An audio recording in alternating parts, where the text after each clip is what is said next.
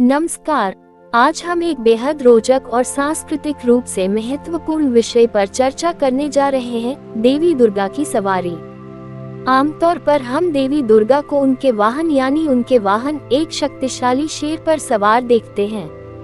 लेकिन अगर आपने ध्यान दिया हो, खास तौर पर पश्चिम बंगाल की दुर्गा मूर्तियों में कई बार ये शेर नहीं बल्कि बाघ होता है।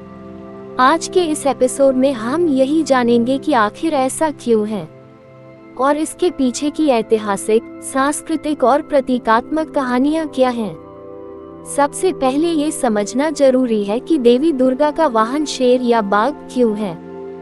दोनों ही पशु भारत के लोकाचार में शक्ति, वीरता और साहस के प्रतीक माने जाते हैं। शेर, जिसे संस्कृत में सिंह कहा जाता है, साहस, राजसी शक्ति और अधिकार का प्रतीक है। शेर भारतीय उपमहाद्वीप में हमेशा से राजाओं का राजा माना गया है।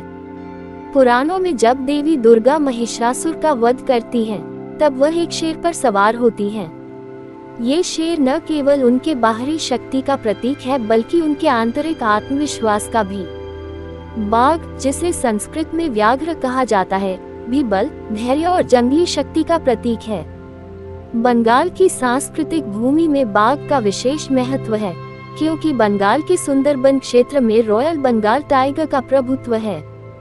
पश्चिम बंगाल की भूमि और उसके जनमानस में बाघ एक गहरे प्रतीक के रूप में जुड़ा हुआ है। पहला कारण है भौगोलिक निकटता।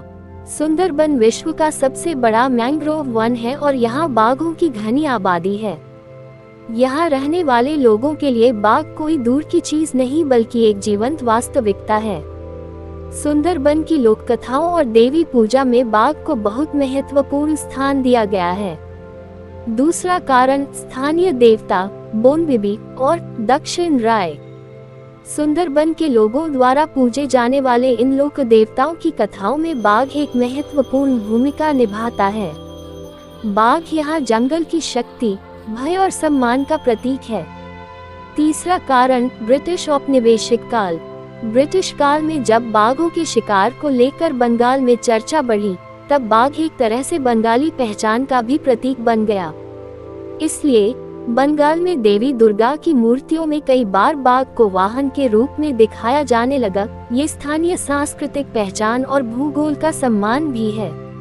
अब सवाल आता है कि शास्त्रों में क्या कहा गया है, क्या वहाँ भी कभी बाघ का उल्लेख मिलता है। देवी महात्म्य, जिसे दुर्गा सप्तशती या चंडी पाठ भी कहा जाता है, में देवी के वाहन को मुख्यतः सिंह बताया गया है। लेकिन पुरानी कला और मूर्तिशिल्प में दोनों का चित्रण मिलता है। खासकर गुप्त काल, लगभग 4ठी-6ठी सदी की मूर्तियों और प्राचीन मंदिरों में देवी दुर्गा के वाहन के रूप में कभी कभी शेर और बाघ दोनों को दिखाया गया है।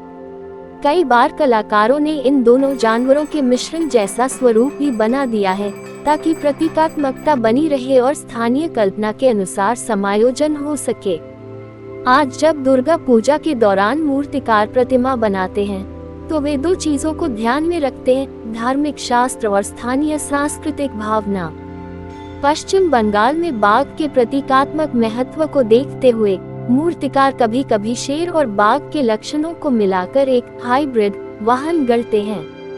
आप देखेंगे कि मूर्ति में जो वाहन है, उसमें शेर की तरह हयात माने होता है, लेकिन शरीर पर धारियां यानी बाघ जैसी रेखाएं होती हैं। इसके पीछे एक व्यवहारिकता भी है। मूर्तिकार और दर्शक दोनों को ये प्रतीक सहज लगता है। ये स्थानीय और सार्वभौमिक का सुंदर मेल है।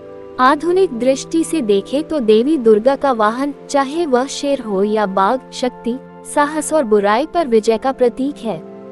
लेकिन जब बंगाल की दुर्गा मूर्तियों में बाघ दिखता है, तो ये स्थानीयता, प्रकृति के प्रति सम्मान और सांस्कृतिक विविधता की स्वीकृति का भी प्रतीक है। ये हमें ये भी सिखाता है कि धर्म और संस्कृति स्थिर नहीं है। ये समय, स्थान और समाज के अनुसार बदलते और ढलते रहते हैं।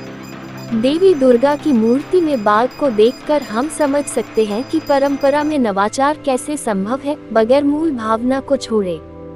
तो अगली बार जब आप पश्चिम बंगाल की दुर्गा प्रतिमा देखें और आपको देवी दुर्गा शेर नहीं बल्कि बाघ पर सवार दिखे, तो समझ जाए कि यह केवल एक मूर्ति कला नहीं बल्कि बंगाल की भूमि, संस्कृति और प्रकृति के प्रति श्रद्धा का प्रत्यक्ष उदाहरण है। ये भारत की सांस्कृतिक विविधता का भी प्रमाण है, जहाँ एक ही देवी की कथा विभिन्न क्षेत्रों में अलग अलग रूपों में सामने आती है और हर रूप में एक नई सुंदरता जुड़ती है। धन्यवाद। मैं आशा करता हूँ कि आपको यह विषय रोचक और ज्ञानवर्धक लगा। अगले एपिसोड में हम किसी और ऐसी ही सांस्कृतिक कहानी के साथ मिलेंगे। तब तक के लिए नमस्कार।